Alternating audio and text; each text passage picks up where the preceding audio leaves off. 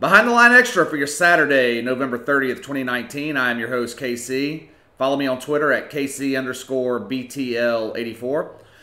The NFL is the toughest league in professional sports to maintain a winning franchise.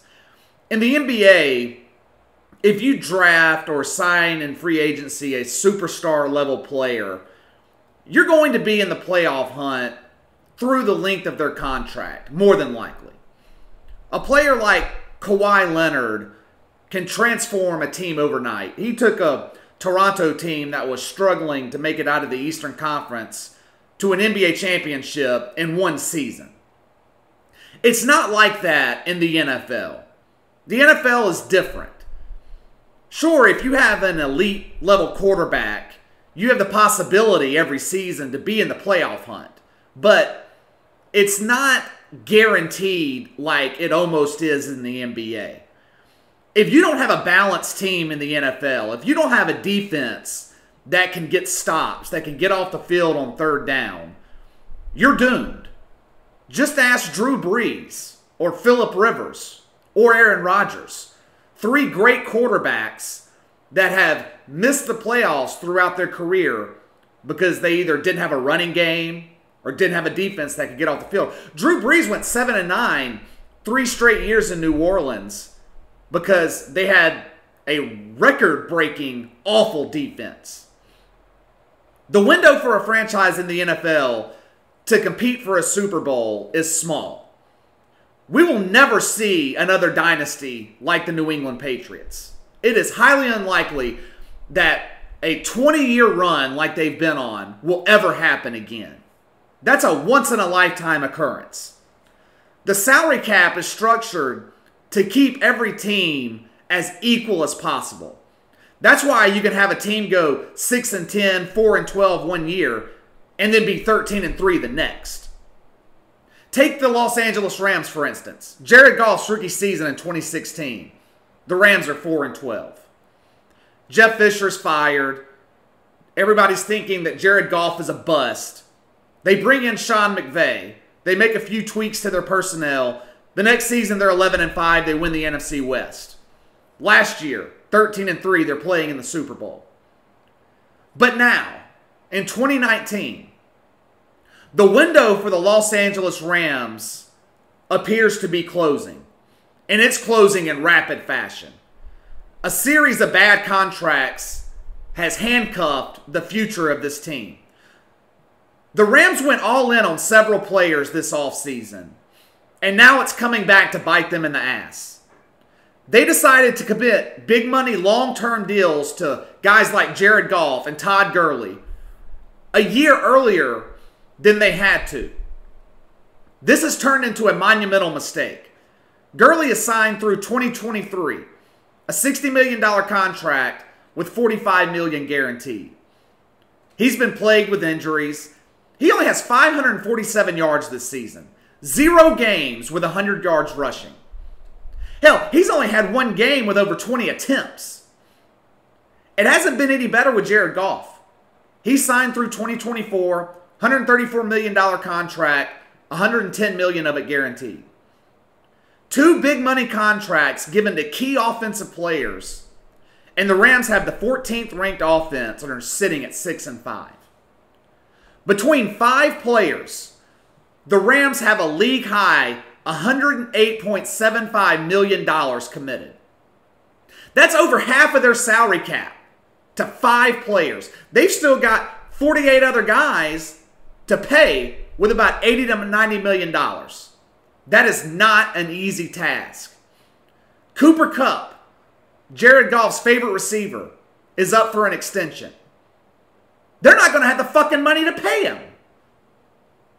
Well, they can cut or trade these players. They can fix this problem. No, they can't.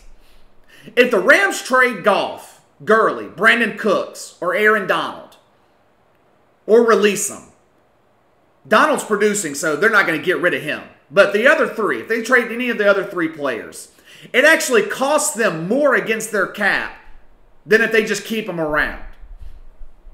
Well, they can fix the problem through the draft. Not necessarily. The Rams are in a precarious position. They have little cap space and few draft picks. For starters, they traded their first rounders in 2020 and 2021 to Jacksonville to pick up Jalen Ramsey. The Rams haven't had a first-round draft pick in 3 years. About to make it 5 straight. They're going to have to find gems in the later rounds, something that Sean McVay and company haven't been great at doing. There's only one fix for this team.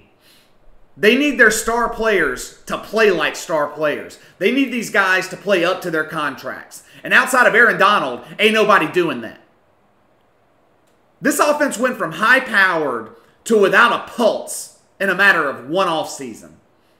Defenses have caught up to Sean McVay and his schemes. Things they were doing in the past that were working just aren't getting it done anymore. This isn't the first time that this has happened to this franchise. We saw it in the late 90s, early 2000s, when they had the greatest show on turf. The difference is, Kurt Warner and them won a Super Bowl. Within a matter of 2 to 3 years, their run was over.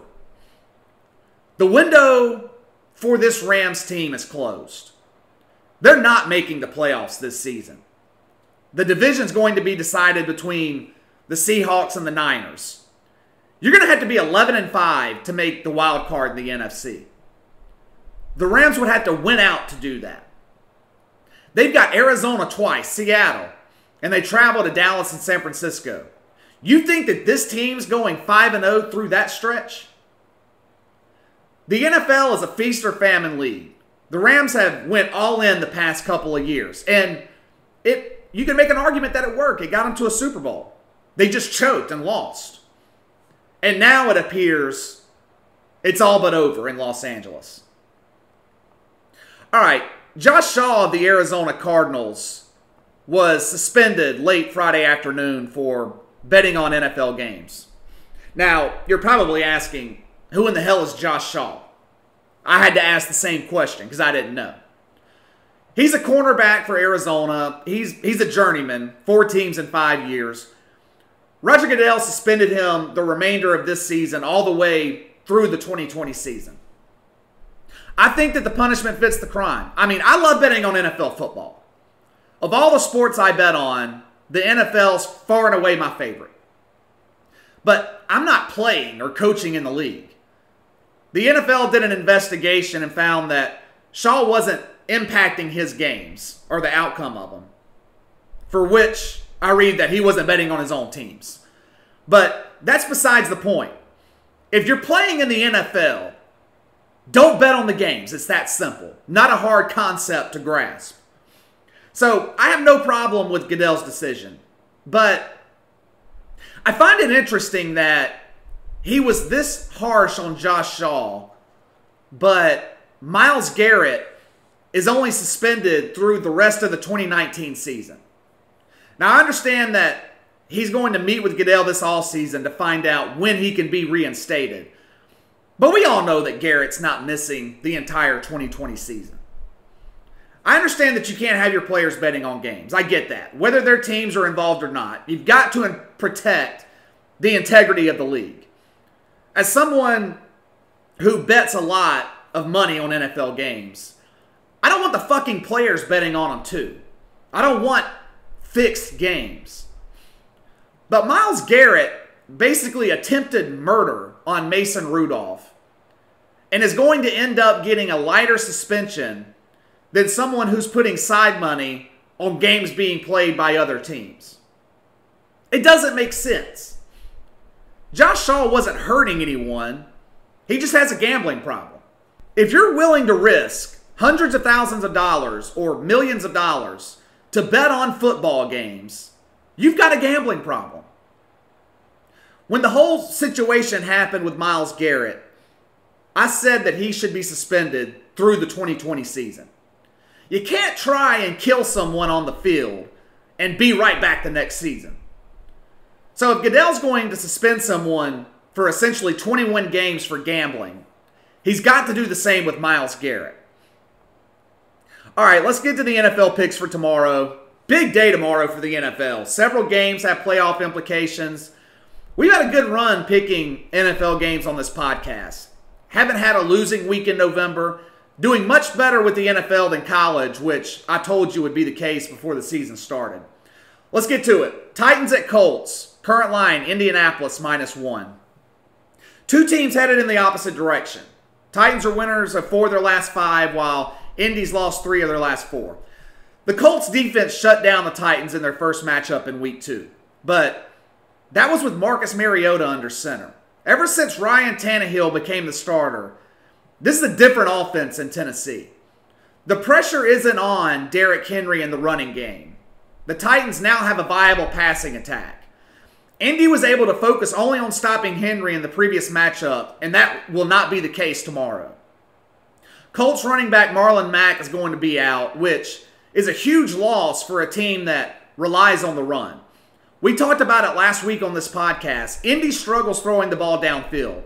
They topped 200 passing yards once in the last 7 games and have been under 200 passing yards 5 straight. They're 2-3 during that stretch. The Titans are rolling, 4-1 straight up and against the number of the last 5 games. They pack a strong defense and running game, essential to winning on the road. This line opened at 3.5 earlier in the week. Been bet all the way down to 1. I like Tennessee to win this game outright, taking Tennessee +1. Next up, 49ers at Ravens. Current line, Baltimore -6. Many are calling this a Super Bowl preview, but I think this game is the beginning of a 2-game collapse for San Francisco. Remember a few weeks ago, New England brought the #1 defense in the league to Baltimore? Lamar Jackson torched them. The Niners have a good defense, but they struggle against mobile quarterbacks. We've seen it twice against Kyler Murray. We saw it against Russell Wilson. The weakness of this defense is on the outside, defending against quarterbacks who move out of the pocket to make plays. The Ravens struggled defending the pass earlier in the season, but ever since they brought in Marcus Peters from the Rams, this defense has been excellent. Only giving up 12 points a game, having given up over 200 yards passing the last 3 weeks, and have beaten Russell Wilson, Tom Brady, and Deshaun Watson handedly during this 5-0 stretch. I don't see this Baltimore defense having any problem against Jimmy G. The strength of the 49er defense is the pass rush. They're quick to collapse the pocket and force quarterbacks into bad decisions. That will be negated by the legs of Lamar Jackson. I like Baltimore big here. Doing something I don't usually do and eating this many points, but I'm laying the 6, taking Baltimore -6. Next up, Jets at Bengals. Current line, New York -3. The Bengals are god-awful. We all know that. But the last couple of weeks, this team has shown some fight, something we haven't really seen since week 1 at Seattle. Took the Raiders to the limit on the road and played well and covered for us last week against Pittsburgh. But I'm not backing them this week. The Jets are red hot right now. Ever since ownership secured the job of Adam Gase through next season, this team has come together for their head coach and won 3 straight in convincing fashion. Sam Darnold is starting to play to his potential, averaging 272 yards passing the last 3 weeks. This team is finally getting healthy. I don't think the beatdown last week against Oakland was a fluke. Darnold took advantage of an awful Raiders secondary and will do the same tomorrow against an equally bad Bengals defense. Cincinnati has decided to give Andy Dalton one last chance. I don't think it really matters. The Jets will force the Bengals into being one-dimensional. New York has the #1 run defense in the league, giving up over 100 yards only 3 times this season. I think they force Dalton, who's already a turnover machine, into mistakes and give Sam Darnold a short field. I feel like we're getting real value here with the Jets. Better coach, better quarterback, better defense. I don't like to swallow points on the road, but I like the Jets big in this one, taking New York -3. Next up, Rams at Cardinals. Current line, Los Angeles -3. Favorite play of the week. I just talked earlier about the window closing on the Rams. That's not the case in Arizona, where their window is just starting to open. Usually I like to back teams that were embarrassed on national TV the week before, but going against my own rule here. Kyler Murray's for real. He struggled earlier in the season, as most rookie quarterbacks tend to do, but has improved during this last half of the season. gave hell to a strong San Francisco defense. The Cardinals' record is ugly. But as is the case with most young teams, they haven't figured out a way to win games. But they hang around. They keep things close. I think this Rams team is deflated. After making the Super Bowl last season, this team is 6-5 and essentially out of the playoff hunt. For the first time in the Sean McVay era, the Rams have nothing to play for, and it's only November. I think Arizona's more motivated. They're building towards next season. Cliff Kingsbury has had an extra week to prepare. They're coming off their bye week. I like the Cardinals to win this game, but I'm going to take the free field goal at home. Take Arizona +3. Last game, Raiders at Chiefs. Current line, Kansas City -11. Going to follow my rule in this case. The Raiders were humiliated last week against the Jets. This is just too many points, in my opinion, to give up in a division game, especially with both teams fighting for playoff positioning. The Raiders' pass defense sucks. We saw that on full display against Sam Darnold. But the Chiefs are just as susceptible through the air. They were torched for over 400 yards by Ryan Tannehill a couple of weeks ago. Hell, Derek Carr did the same thing earlier this season. There's just something different about Kansas City this year. I mean, the defense is just as bad as they were last season, but the offense doesn't seem to be as high-powered. I don't know if it's due to Mahomes' injury earlier in the season. Maybe he's not 100%, or the loss of Kareem Hunt, but the Chiefs aren't as dominant as they were last year. This team is 3-4 over their last 7 games. I think this is going to be a shootout. Could come down to who has the ball last.